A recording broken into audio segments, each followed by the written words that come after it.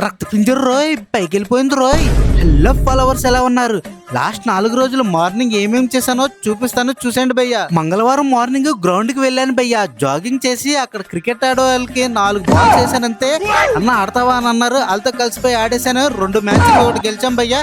నేనైతే 2 వికెట్లు తీసా. నెక్స్ట్ డే మార్నింగ్ భోగి అనమాట. సో భోగిమంట వేసి అలా వీధులన్నీ తిరిగేసాం. రోజు గ్రౌండ్ లోనే ఎందుకని అలా ప్రకృతి ఒడిలో వాకింగ్ చేద్దామని స్టార్ట్ అయ్యాను భయ్య. ఆవేశంగా వచ్చేసాను కానీ ఏ కుక్క కరిసేద్దామని కంగారు చేస్తుంది.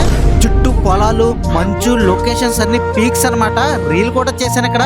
మా ఊరి అందాలు అని చూడకపోతే చూసాను భయ్య, చాలా బాగుంటది. అలా నడుచుకుంటూ చాలా దూరం వచ్చేసాను భయ్య. అసలు కాసేపు కూర్చుందామని ఒక మంచి ప్లేస్ కోసం చూస్తున్నాను. ఈ బెంచ్ అయితే కనిపించింది. ఇక్కడ మాత్రం పీక్స్ అనమాట లొకేషన్. నెక్స్ట్ డే సంక్రాంతికి పొద్దున్నే లేచి ముగ్గులై చూసుకుంటూ అలా వాకింగ్ అయితే స్టార్ట్ చేశాను భయ్య. ఈ రోజైతే నేను మా ఊరికి అటు సైడ్ అయితే వెళ్తున్నాను.